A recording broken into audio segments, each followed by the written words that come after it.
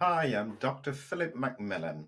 Welcome to another session of interviews. And today is a very interesting topic with regards to COVID-19 vaccination in children. What could be the impact on their immune system? And I'm speaking with Geert Vanden Bossche. It's important to know that I have been interviewing people across the world, and I've been focused on the autoimmune response in COVID 19. What that means is that I have been researching that the virus triggers an immune response in people, and that causes the cytokine storm.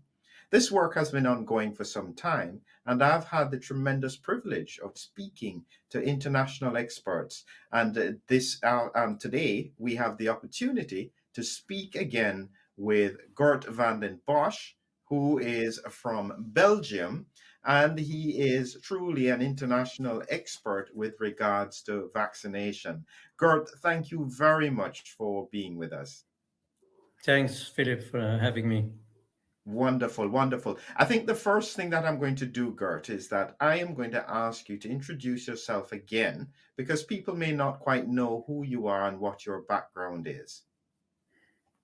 Okay, so Geert Vanden Bossche, my background, original background is in fact veterinary medicine.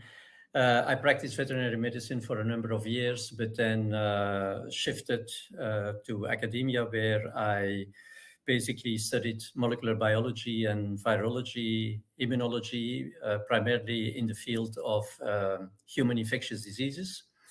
And I then went on and worked with a number of vaccine companies in industry, where I worked both in late development, so close to the product, and development of essentially viral vaccines. But then switched to research and was for many years responsible of the Department for Adjuvant Development and also alternative delivery, so alternative routes of delivering vaccines. And I worked also on influenza virus, RSV, herpes virus vaccines.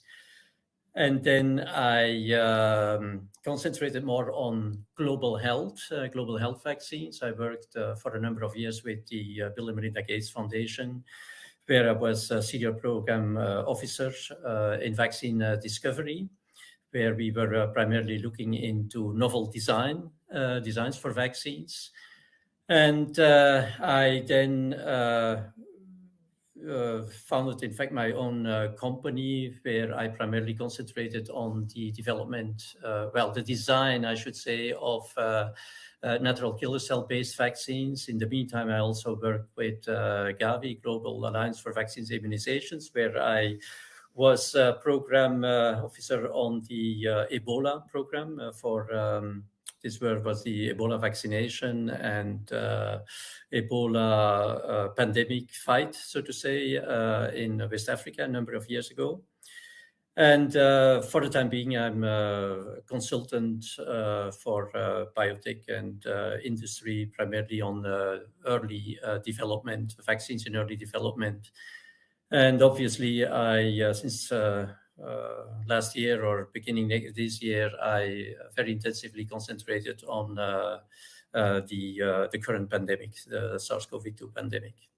Wow, that is quite a resume, Gert. And this is why when we came across this very important issue with regards to vaccination, COVID vaccination in children, my go-to person to try and see if I could make sense of what this is yourself. Now, let me be clear. I think this was a very tough decision for regulators. We are in the middle of a pandemic. There are increased risk, it seems, for children in the third wave. Parents are anxious, and the regulators have to do something in order to try and make people less anxious and try and do the right thing. If you were in those rooms, Gert, what would your thinking have been? Because there would be a lot of pressure, politically and otherwise, on people to make a decision that lets the population feel more comfortable about where things are going, especially in regards to their children. Your thoughts? My thoughts, Philip, are simply based on common sense, in a sense that it is when you intervene or when you plan to intervene in the human immune system, you must very, very well understand the immune pathogenesis of the disease. If you don't really understand how the virus is interacting with the immune system, and now we have the complication that this is occurring at the population level, where you have additional factors that play a role. We have been talking in previous sessions about, for example, immune escape and all these type of things, so which changes, in fact, the behavior of the virus. If you don't grasp this at full, if you don't really fully understand this, it's extremely dangerous to intervene. And, right now, can you imagine? You basically have literally two camps. One camp is saying, we need to vaccinate people, including children, and we need to give booster vaccinations and vaccinate wherever we can. And then you have other experts that saying, well, if there is one thing we absolutely need to stop, then it is this, mass vaccination campaigns. So, doesn't that illustrate literally that we don't really understand what's going on? How can experts have, such divergent opinions? This never happened before. And there is a lot of talk about, not even conspiracy theories, but influencing and, pressure and, narratives, etc., etc. But my major conclusion is that we don't understand. We don't understand what's going on. And what we are seeing right now is more, including the decision on the vaccination, is more for me like panic, a reflection of panic, than it were really, a reflection of, yes, that is something that we have really been thinking very deeply of, and that we have understood. And now we are basically taking an action based on a thorough understanding of what is going on. So I think it's very, very dangerous what we're doing right now. We are just intervening literally without understanding what is going on. And especially for me, the major factor that is missing is the understanding of the immunology in this pandemic. This is the major flaw ever. We know about antibodies, and we know when we vaccinate people that they are going to raise antibodies. But what do we know, for example, about the innate immunity? Very, very little. And it's not a field that vaccinologists have been concentrating on, because innate immunity is something that you get for granted, whereas vaccine-induced antibodies is not something that you get naturally, obviously. So that is a major shortcoming, and especially for SARS-CoV-2, because as we all know, we have the evidence. SARS-CoV-2 came to our countries, and initially, the vast majority of all healthy people were simply protected, although they were, so to say, immunologically naive. So how can that be? So this is just explained by innate immunity, which is a factor, an element that has been completely neglected, ignored whatsoever in this pandemic, and which is now leading to enormous confusion and erroneous decisions which are not only going to have a detrimental impact on health, but which is now also leading to situations like discrimination against unvaccinated people and all things like this, which is, in my opinion, scientifically speaking, completely unjustified. But it is the immediate result from us not understanding what's going on. So it's a hard time for parents. Parents have young children who are in school. Some are anxious about what is happening with COVID because some children are getting sick. There is now experts across the world saying that children 5 to 11 can be vaccinated against COVID-19, there's a strong possibility that this is going to become a mandate. And this is the first step towards it. Parents don't know what to do. You know, this is a very complicated area. Is there any way that you can try and simplify some of the concepts and some of the challenges that exists with regards to the immunology around the children in COVID-19? Well, again, if we don't bring innate immunity into the equation, which we should obviously do, but if we don't do this, and that's the way I will start to explain it, if we don't do this, the situation is simple. You have children that can be infected right now. Children, non-vaccinated children, are even an important source of infection. There's no doubt about this. And so you have a vaccine that can obviously, according to data, I've seen essentially data published by Public Health England, that vaccination can reduce the infectivity rate in children. So on top, some children get the disease, really. So, and if you can prevent the disease, protect people from the disease, elderly people and also adults, etc., why wouldn't you vaccinate the children, even young children? So Yeah, I that is think that's the, yeah, I think that is that I the, think is the main question, is that people are saying that the children are a source of infection for the elderly and putting them at risk. Plus, the children can have risk as well of getting an infection. And so, therefore, it seems almost counterintuitive. Of course, you should want to vaccinate them. Yeah. So again, I mean, there is so many questions that we can ask and where we don't have the answers. I mean, this has been my major field, or my major focus is not to leave any stone unturned and try to understand what's going on. Because, and I'll give you a simple example. We know that this vaccine cannot prevent infection, cannot protect against infection.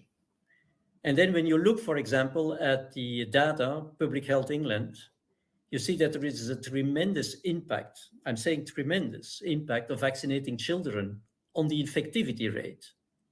Come on, how can that be? See, there is plenty of things that cannot be explained by just taking into account the acquired immunity and what we know about what the vaccines do, inducing neutralizing antibodies. And we know they don't protect against infection. And that was also the reason why now the criteria have already been changed, or the benchmark. It's no longer, herd immunity, preventing transmission. It's no longer even protecting just against disease. It's now protecting against severe disease. And guess what? You vaccinate children, you have a tremendous impact on infectivity. So that already tells me something is wrong. So something else is that, of course, children at the beginning of the pandemic, for a year or even longer, especially children, they were completely unaffected. Most of them were not even shedding the virus, let alone getting the illness. So why all of a sudden now children are getting infected and get ill? So what has changed? I can tell you what has changed. The major change is that we have, by doing the mass vaccination, we have been fostering, we have been promoting the propagation of more infectious variants. So that is to say, of course, the infectious variants existed already, the more infectious, but it's very clear that since we have been doing the mass vaccination, since we implemented mass vaccination campaigns in a substantial to a substantial extent, that the propagation of more infectious variants has been promoted and has been accelerated. So this already tells me, well, maybe we should see whether there is a link somewhere between the higher rate of infectiousness. So I always call this the infectious pressure in the population and abnormalities that we are observing right now. So that all of a sudden, in combination with the vaccine, you can tremendously reduce infectivity rate in children. Because if you just look at the infectivity rate, you say, okay, if the vaccine has an effect, we need to vaccinate them. Nobody thinks about the long-term effect of this, and nobody really knows what this is going to cause in children in terms of, I would say, immune-mediated effects. So we are intervening in the immune system. Do we simply think that the immune system in those young people, in those children, will react in exactly the same way as in adults or older people? Mm-hmm. We know that if you vaccinate somebody, whether it's a young individual or an older individual or an adult, you will always get acquired antibodies. You will get these vaccinal antibodies, no problem. There's, of course, always exceptions, people who react less well to the vaccine. So in terms of the vaccinal antibodies, we have a kind of homologous population when we vaccinate. But what in terms of innate immunity? Obviously, it's not a homologous population. Because, yeah, so when you say innate immunity, Geert, are you saying, I'm just trying to help the listener to understand this, you are saying the natural baseline immune system producing antibodies and using natural killer cells to fight any kind of infection. It's almost as a broad army. That's what you mean when you say innate immunity. And it's very logical, Philip. I mean, we talk about a virus, right? And we want to kill this virus. We want to eliminate this virus. We want to neutralize this virus. That is the purpose, right? So then what we need to think about in terms of immunology is what I call effectors, immune effectors. Immune effectors are, for example, antibodies. Antibodies can potentially neutralize the virus. And effector cells that can, for example, kill virus-infected cells. We have both compartments represented in the acquired immunity branch, so to say, which we know very well. That is the one we vaccinologists know very, very well, the antibodies and the T cells, for example. But people forget that within the compartment of the innate immunity, you also have these humoral effectors, so the antibodies, namely the innate antibodies, and you also have innate cells that can kill virus-infected cells, which are, for example, the natural killer cells. So these are the guys that we like to talk to when we want to kill a virus or when we want to diminish the infection, etc. We need effectors that can either neutralize free circulating virus or that can kill cells that harbor a virus that obviously has entered into the cells. And we have both compartments, the humoral antibody and the cellular, as well for the innate immunity as for the acquired immunity.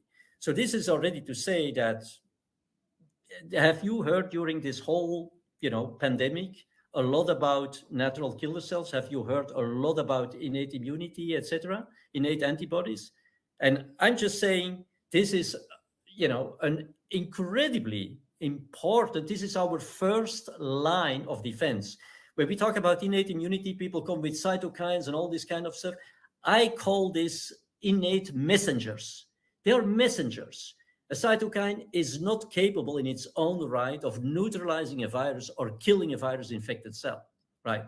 This is all we know, vaccinologists, about innate immunity, because we know that these cytokines, etc., act as a kind of adjuvant, and that we need this adjuvantation to really have to induce a full-fledged acquired immune response. But the most important elements and cornerstones of the innate immunity are the innate antibodies and the natural killer cells. And by the way, these are the effectors that have saved, almost all people, at least all people who were in good health when the pandemic came in. It was, because people were immunologically naive. And we know that the people who were vulnerable, were those who, with a weakened innate immune system. We know that underlying diseases, for the older you get, unfortunately, the higher the likelihood that you have to deal with underlying diseases and with a number of comorbidities, etc.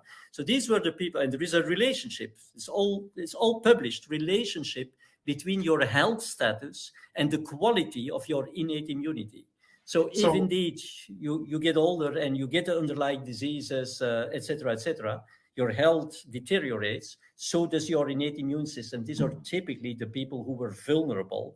So why didn't we already learn from the very beginning, where we didn't see this in healthy people, that innate immunity was really the key factor that was, controlling the pandemic at the very beginning.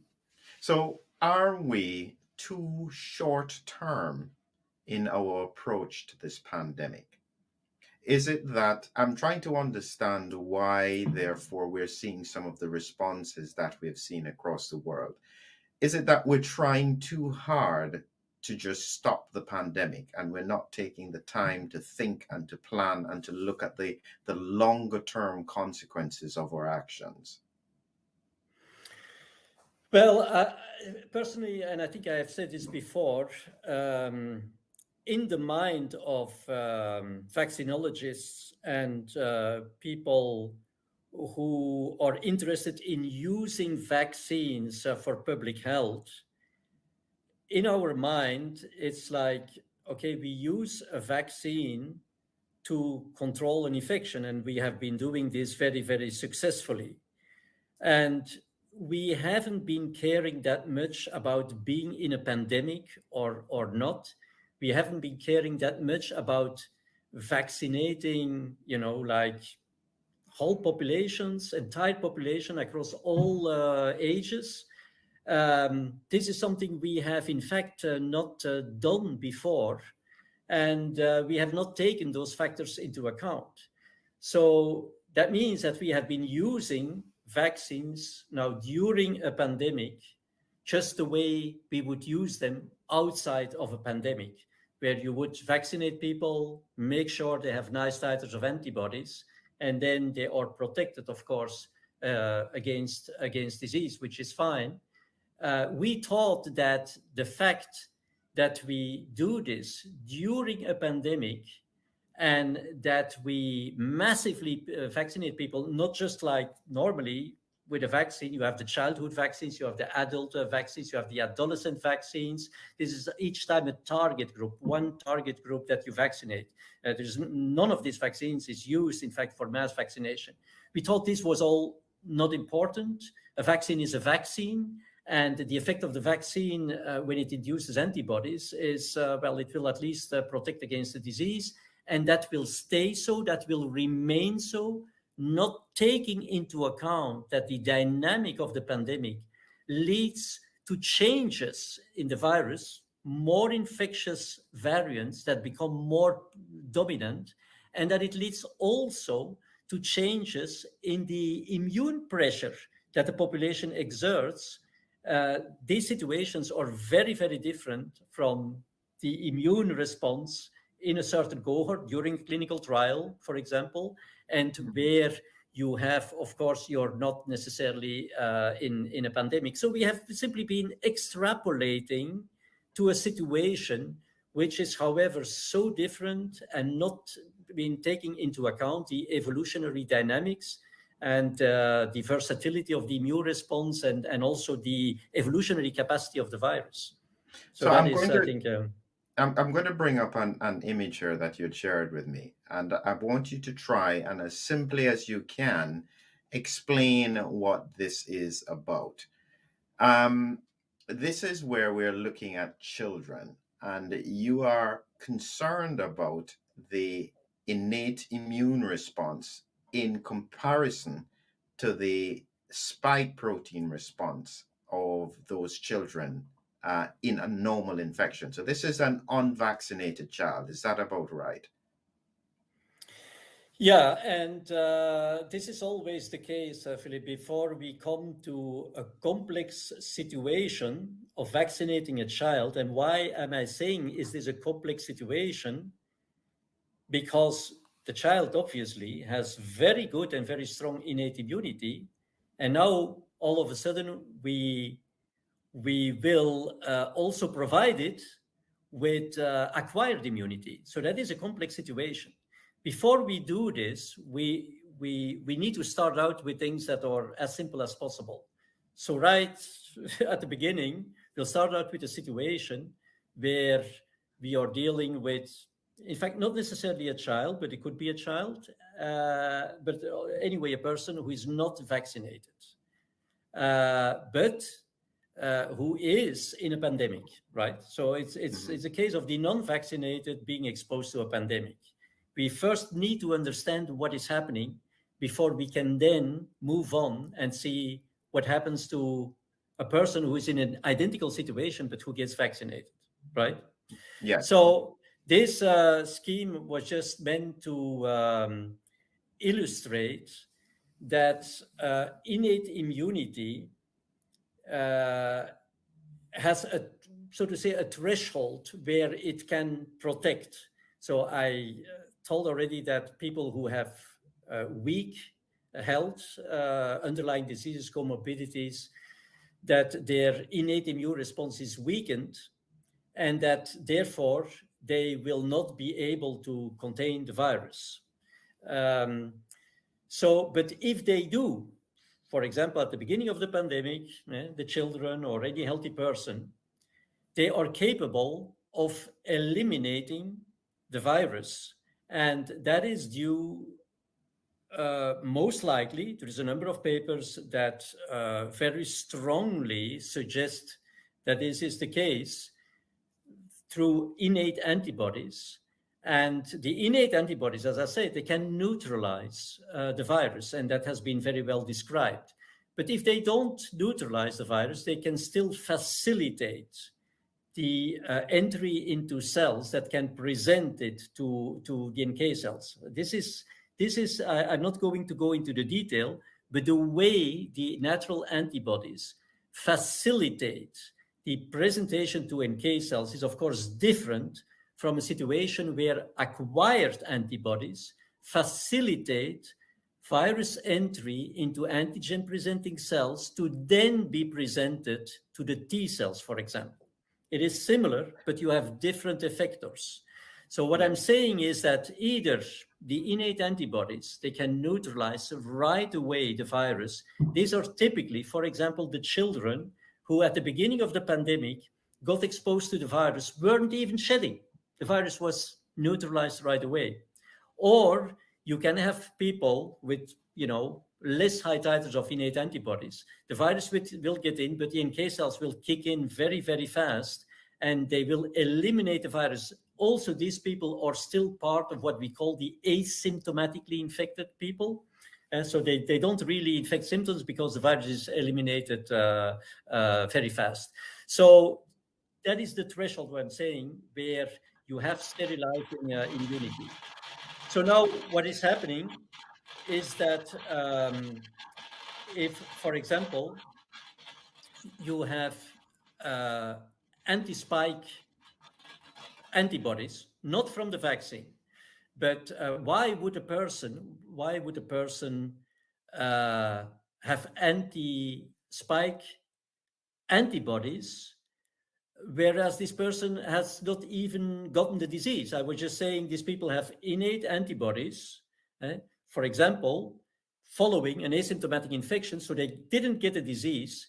How then can they get to these antibodies? Well, this can happen because people who got asymptomatically infected did not neutralize the virus right away, but they got cells infected that were afterwards eliminated by NK cells. They have at least, the immune system has at least for a short time seen the virus. It entered into the cells. It was eliminated very fast. So the immune response that you will see is short-lived. It's not a fully mature response, and it does not induce B memory cells, but it does induce antibodies against the spike protein. And if somebody is having these antibodies, they last for about 6 to 8 weeks. All this has been documented. These antibodies, they can compete with the innate antibodies. And I've been describing in a number of articles how this competition works. In fact, they have both affinity for SARS-CoV-2, for the viral particles. They interact in another way with each other, and hence they compete for binding to that particle. They compete. So now you can imagine if you have an asymptomatic infection, you're a healthy person, right? You got an asymptomatic infection. So you are, for some time, you will be sitting on these short-lived antibodies, these anti-spike antibodies.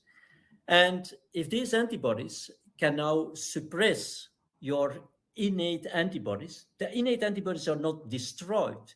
It's just like they are bypassed because the anti-spike antibodies, they bind strongly enough to the SARS-CoV-2 particle that the innate antibodies have barely a chance to bind. They are not necessarily completely outcompeted. They can bind to some extent, but they don't fully bind to it.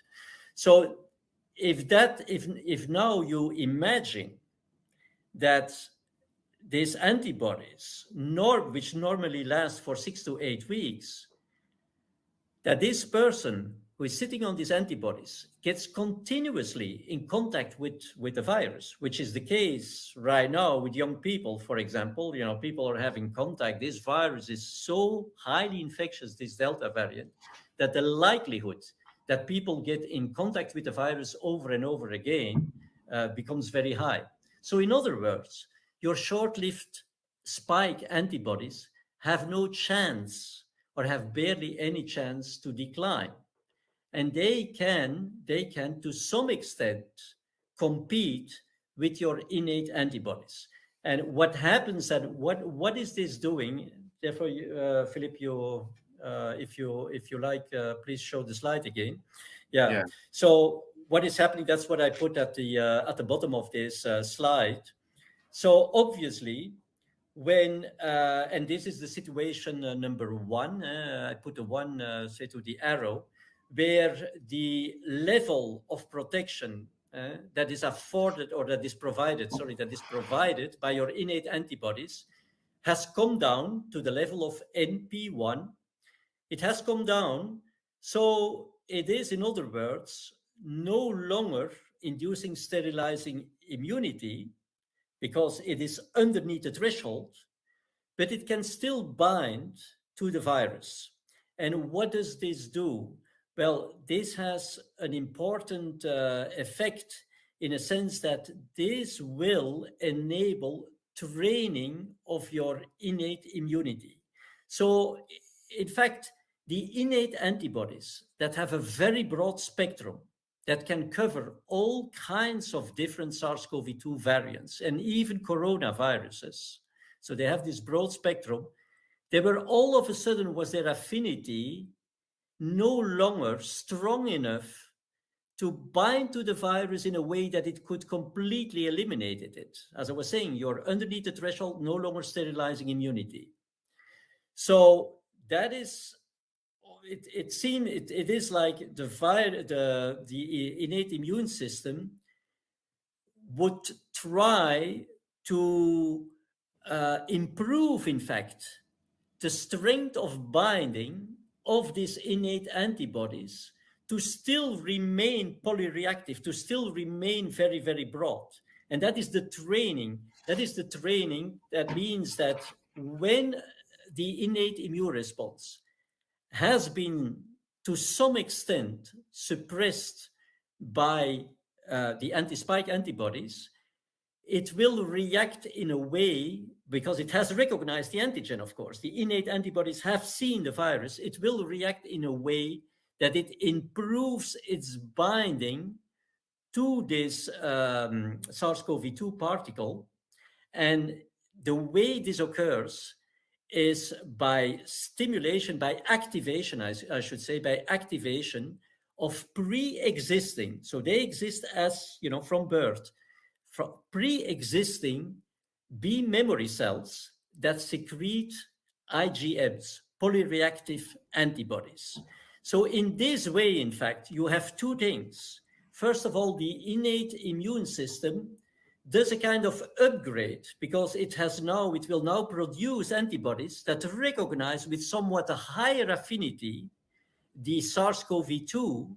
And that is an interesting situation because the IgMs that are secreted by the plasma cells that are generated by this IgM secreting B memory cells, they are still polyreactive.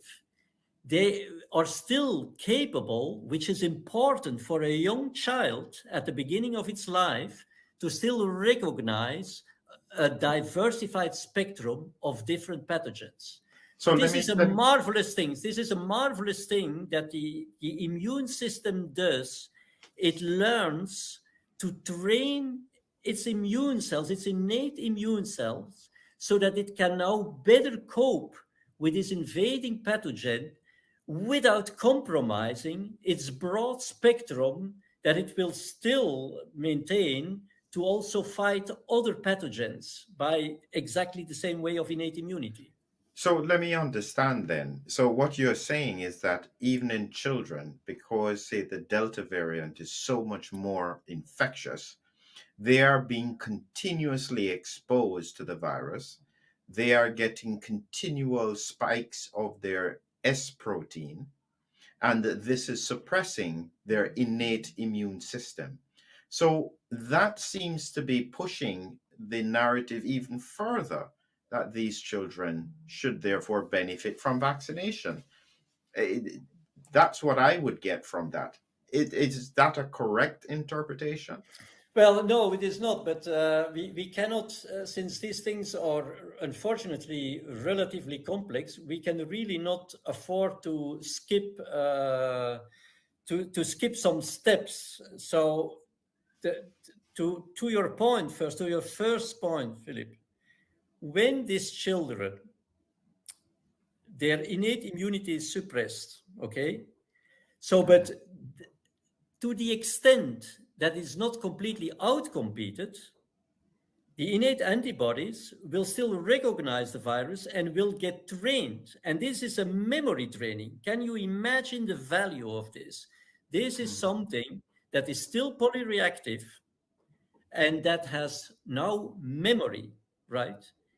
So, but you could say, and this is of course true, that if the innate immunity get now suppressed too much, if the innate antibodies can no longer even bind to the virus because the anti-spike protein antibodies bind so strongly that the innate antibodies are completely outcompeted, then of course the virus breaks in fact through the innate immunity, and the child will get ill, will get a disease. But this is also another misunderstanding, I would say, by all of us. First of all, the likelihood that that happens will depend on the status of the innate immune status of the child. For example, flu pandemic, 1918. Young soldiers, 16 years old, 70 years old, etc., who were fighting in the trenches. You can imagine the situation, the conditions. Very bad innate immunity. The virus had no problem to immediately break through that innate immunity and to make these soldiers, these young people, ill, right? If we look right now, the children that get the disease, and certainly, severe disease, or rather rare, our children right now are in much better health, much better nutrition, especially in our Western countries, of course. They have, very good health status in general. So it's much more difficult for the virus to break through that health status.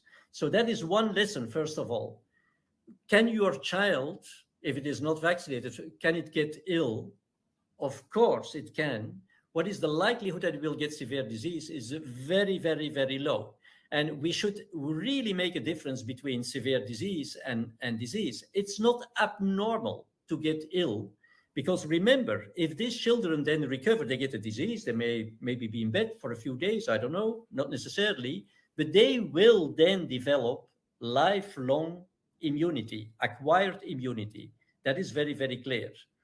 And of course, if their innate immune status is severely depressed, and this could also be due to genetic deficiencies or underlying diseases, then that is, of course, a different situation. Then these children will get ill and could even get severe disease. But we have to bear in mind that a normal situation where a child in good health can deal with it and either develops asymptomatic infection and has the benefit of training its innate immune system while still being able to tackle a number of other pathogens. That is a very favorable situation. I would say almost the worst case scenario, the child get a disease, okay, then it will, when it recovers, acquire also quite broad protective immunity through acquired antibodies. So that is a normal situation. So you can't be saying, therefore, to just let the children get COVID-19. That would seem as though that's too high a risk, isn't it, for the children? Even though they have a small risk, some could get seriously ill and some could die.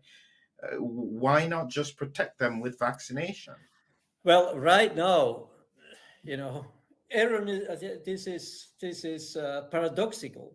Paradoxically enough, children right now have never been better protected against disease than now. That is very, very strange.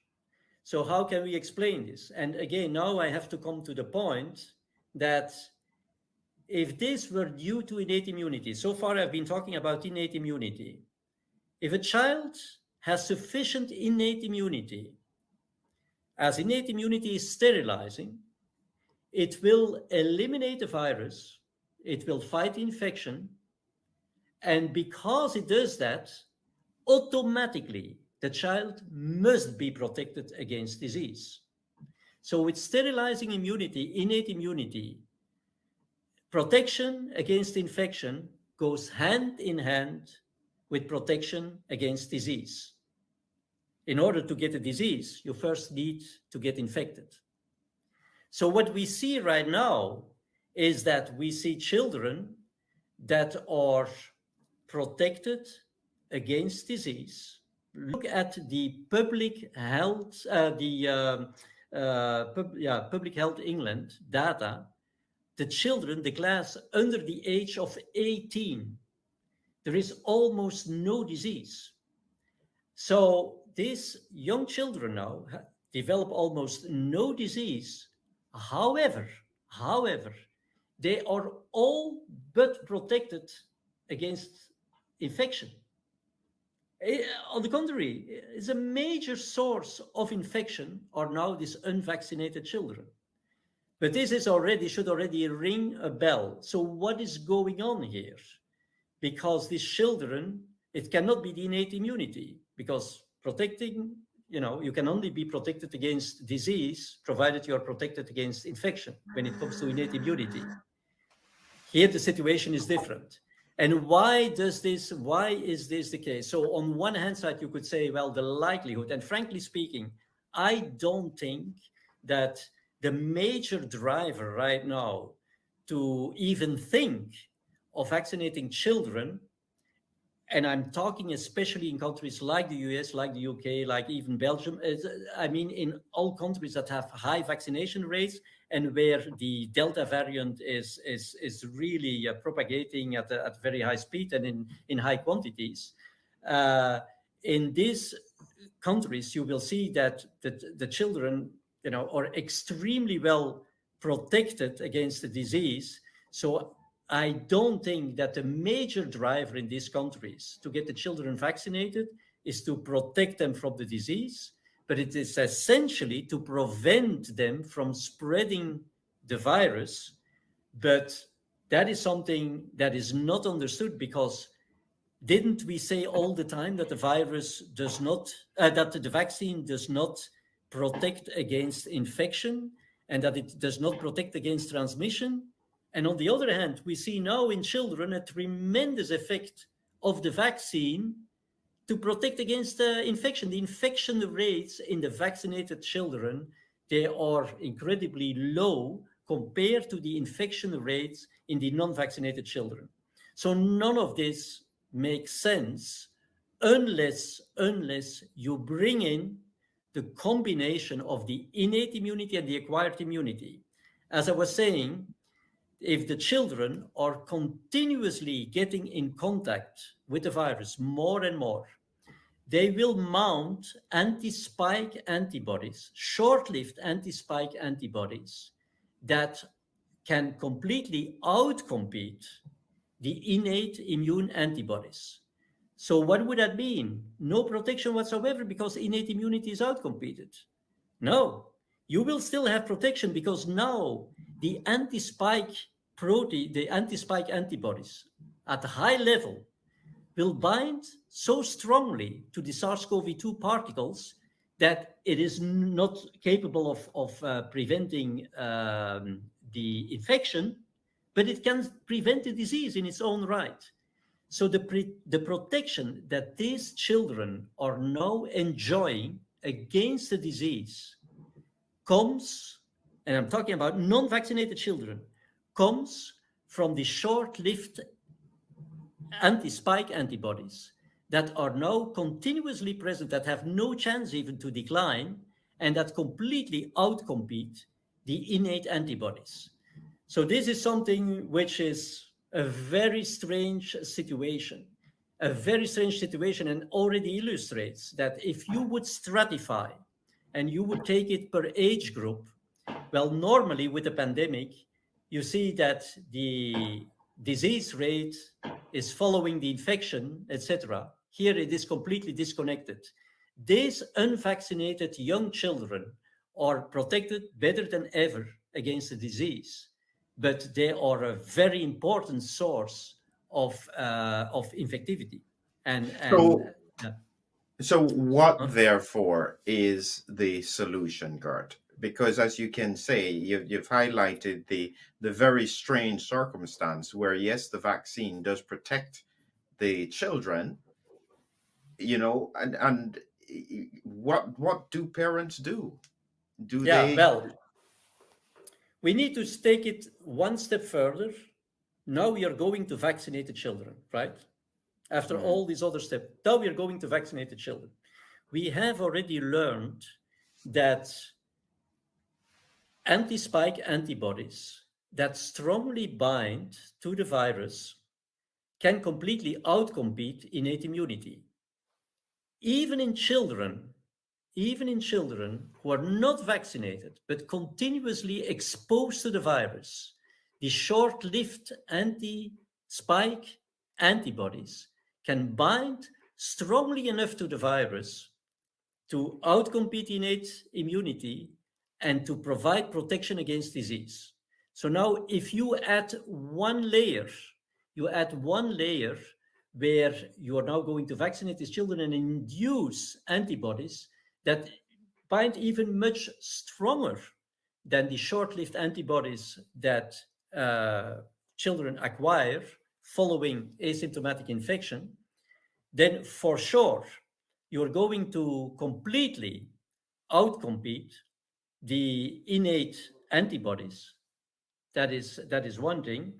And the other thing is that these vaccinal antibodies will now strongly bind to the virus, but they will no longer, this combination will of course no longer allow training of the innate immune system of the child. So the training of the innate immune system of a child is so important because it's going to protect them at an early age to numerous other pathogens. These IgMs have a broad spectrum. If you prevent this training, what you're going to do, first of all, with the children that are not vaccinated, but that are continuously exposed to the virus and develop this short-lived high titers of short-lived antibodies, their innate immune response is suppressed, and the virus will continuously encounter the virus. So it can still induce training, but the training will be very, very limited to the SARS-CoV-2 antigen, because that is the antigen that it is the innate immune system that is in the process of being trained is seeing all the time. So that means that even the non-vaccinated children right now, because of the high infectious pressure, are more and more concentrating, even with regard to their trained immunity, on the SARS-CoV-2, and have not enough leeway to fight other pathogens that they would normally easily deal with at that young age, right? If you now vaccinate the children, you are pushing this one step further, because now you are not going to allow any training at all. The innate immune system is very strongly, and I would say almost durably suppressed. Why durably? Every single time that this child is going to encounter the Delta variant, which is circulating all the time, it will get its antibodies boosted, its acquired antibodies boosted, and the suppression will be continued. So now I'm in a situation where the innate immunity is continuously suppressed while the virus is continuously attacking this child. Why? Yeah, because we know that the vaccinal antibodies cannot limit or cannot prevent spread and transmission of the virus. So it gets continuously confronted with the virus. The acquired immunity cannot do anything about this because the antibodies cannot prevent infection. The innate immune system cannot be trained because innate, immune cells have been outcompeted. And then what we get, and this is typically what we see in naive children, when they get confronted with a pathogen, they will secrete naive antibodies. So that means we have no trained immunity. So the memory cells, forget about them. They have not been activated. But the naive IgM secreting B cells, they will now secrete more and more antibodies. And those antibodies, they can recognize self-like motifs. You have to imagine, what is the purpose of these innate antibodies? An important purpose of the innate antibodies is to eliminate self-like components, self-like that resemble self proteins or self-glycans, to remove them, the freezer to remove them, because if they get recognized by the normal B and T cells, then you get autoimmunity. So you have to imagine we are renewing our cells all the time, etc. And that leads, of course, to apoptosis. Cells die and there is debris. And this debris, these are degraded proteins or degraded structures. They are no longer identical to self, but they are self-like. Well, these antibodies, these naive antibodies, are capable of recognizing these self-like structures to eliminate them, because if they would become more foreign, they could be recognized by T cells, by B cells, etc. So this is a very, very important function. So as I was saying, in the vaccinated children, no training, the acquired antibodies cannot do anything, but I have frequent and repeated encounter with the pathogen. And so what these naive cells do is that they will simply secrete more self-like antibodies. And because the concentrations become very high, the self-like antibodies can now start to recognize self structures. And Philip, very seriously, I am convinced I'm convinced that immunizing young children for that very reason will lead to a tsunami of autoimmune diseases. And the benefit that they will get from the vaccine is no better than the vaccine, than the benefit anybody else will get from the vaccine. Namely, when immune escape occurs, and that is already going on, the virus will completely escape from the neutralizing antibodies. And whether this is an adult, an elderly, or a child, they will not be protected.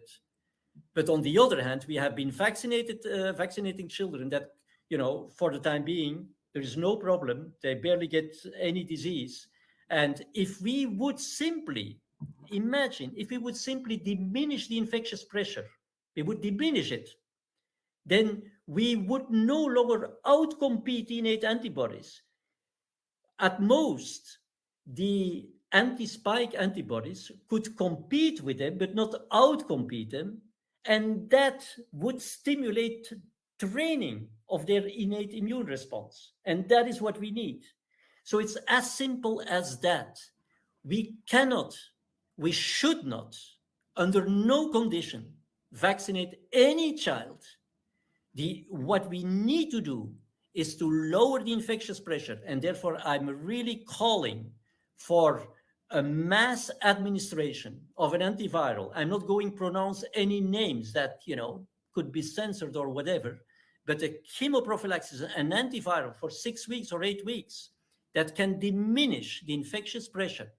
The child can perfectly deal with it. I've explained it. Maybe it can get mild disease, but then it develops anyway, lifelong acquired immunity, or it deals with it in a completely asymptomatic way and trains its immunity. Training means that next time around, the memory is there to attack the SARS-CoV-2 virus, and on top, it still preserves its broad spectrum of effectivity against a number of other pathogens, which is crucial, which is critical for a young child, of course, right? Because it's still so naive. You see, these things are complex, and simply not factoring in or not bringing into the equation the innate immunity lead to very short-sighted but completely dangerous and harmful decisions of vaccinating young children that can be completely and broadly against all variants, protected thanks to their innate immunity, provided we don't put it under tremendous pressure, like the vaccines are doing, and like repeated exposure to infectious variants is doing. So let's diminish this infectious pressure, and there is no problem. We will get back to the situation like at the beginning of the pandemic, with low infectious pressure, where there was no child. Of course, we told to the children, wear masks, and we also involved them in the lockdowns, etc., which was a complete nonsense. In order to train your innate immune system, you need to get in contact with the pathogens. And normally this is a very nice equilibrium that from time to time will lead to disease, very extremely rarely to severe disease, and only in children that have really problems and underlying problems. But otherwise, it leads to mild disease, consequence, lifelong acquired immunity, or asymptomatic infection, consequence, training of your innate immunity, and a broadly diversified immune defense that is maintained against other pathogens. So I think that is a point. That's where I think that we need to pause with regards to what was being said, Geert. I think that you said something there that I never thought of, is that the way to reduce the immune pressure may be to use an antiviral along with natural infection. I had never thought about that. And we do now have a few antivirals, but granted, we don't know the long-term risks with them, but there may be other options available that would allow us to be able to reduce that infectious pressure. Yes, go ahead. But Philip, I'm completely aware about long-term side effects, and you will never hear me saying use an antiviral in a completely prophylactic way or for a long time. remember, I was talking about these anti-spike antibodies that can be detected for about 6 to 8 weeks. If you tell people to stay at home for like 6 to 8 weeks in an ideal world, that these antibodies can decline. And in the meantime, so when they decline, that means that their capacity to sterilize the virus when they encounter it, it's completely restored. Remember, it's no longer suppressed, it's completely restored. And during that time, you use an antiviral that can suppress the infectious pressure, that can diminish the infectious pressure in the population. Then you can get all these people back, and socialize and have contact. All they will do, because they got their sterilizing capacity restored, they will further diminish the infectious pressure, right? And that is exactly what happened when Boris Johnson in July lifted the lockdown measures. People had, been staying away from social contacts, etc., for a certain time. The antibodies declined from those who were not vaccinated. The antibodies declined, and then they got back into society, and they were the guys who brought down the infectious pressure without any antivirals used massively. They, in their own right, brought down the infectious pressure within 2 weeks in a very spectacular way. You should look at what happened with the case rates in the UK, the world in data, in July, after July 21st, I think that the measures were lifted. There was a spectacular decrease. So you cannot afford this when the infectious pressure is too high. Bring it down, and then you restore the capacity, the virus sterilizing capacity of the unvaccinated people, thanks to their innate immunity. And then we have a situation that we get back to a situation like at the beginning of the pandemic. So people are underestimating the consequences of the high infectious pressure. I tell you, according to my humble opinion, it's the single most critical problem that we have. How do we get rid of this high infectious pressure that is causing, that is indirectly leading to immune escape, and that is eroding basically the innate immune system of the youngsters and the children, so that they cannot build trained immunity, right? Trained innate immunity. Wonderful, wonderful, Gert. I am sure this is going to need another discussion, because this is such a complex area, and it's something that is difficult, I know, for people to grasp all of the nuances. But you are right about one thing, Gert. We do need to start thinking differently. We do need to start thinking much more long term in order to get ourselves out of this pandemic. I want to thank everybody, and I want to thank Gert for being here with me. And please look out. I'm sure we'll need to talk again with Gert to explore some of these concepts further as we continue to look at solutions for this COVID-19 pandemic. Thank you very much.